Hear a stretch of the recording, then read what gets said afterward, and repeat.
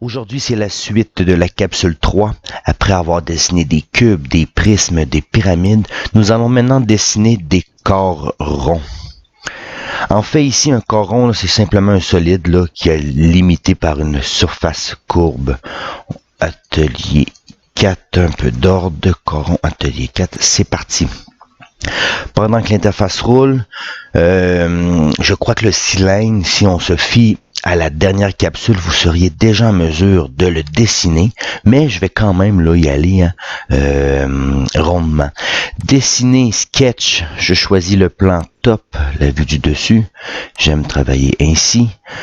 On a plusieurs options ici où le cercle, center point circle, peut être très utile. On peut y aller ici.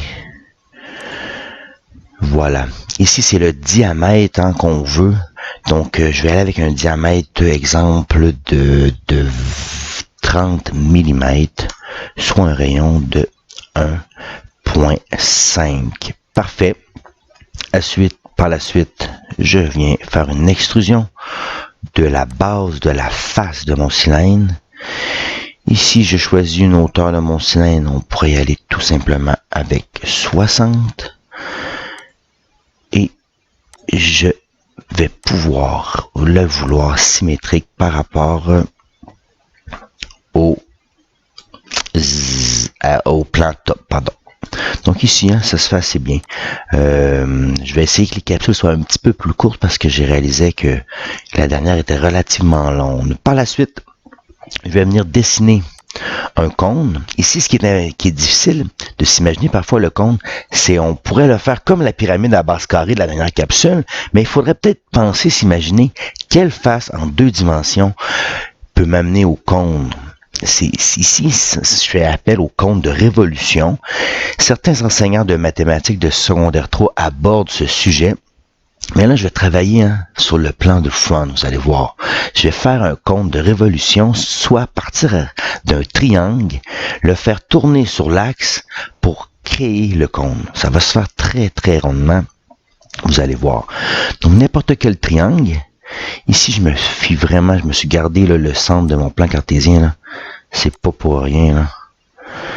C'est simplement que, donc là, on est dans la face du devant, ok? Donc, essayez d'imaginer ce triangle-là tourner sur lui-même. Il va générer le cône.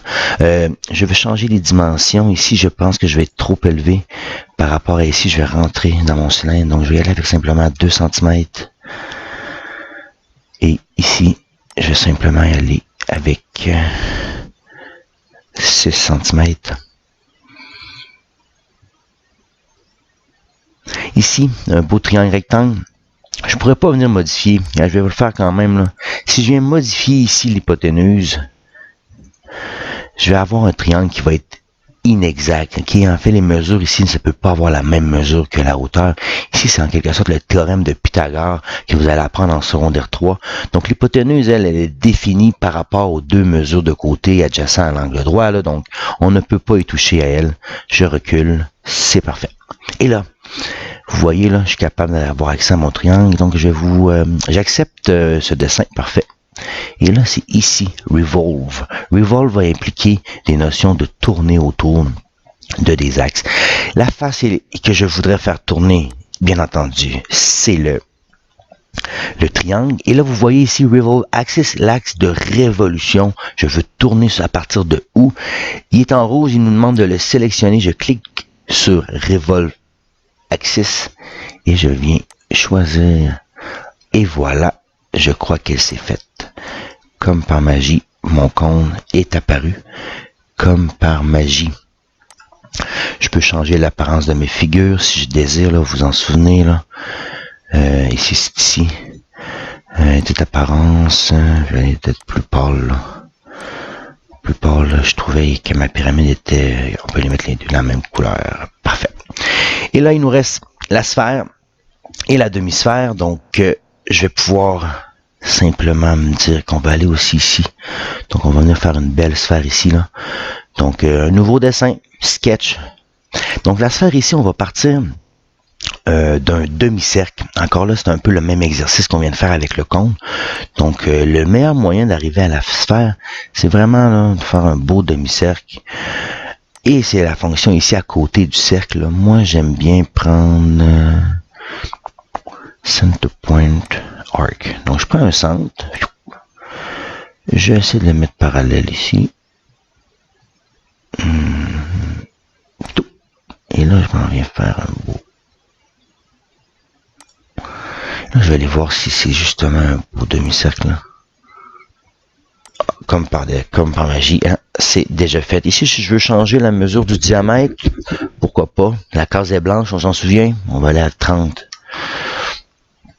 Et voilà.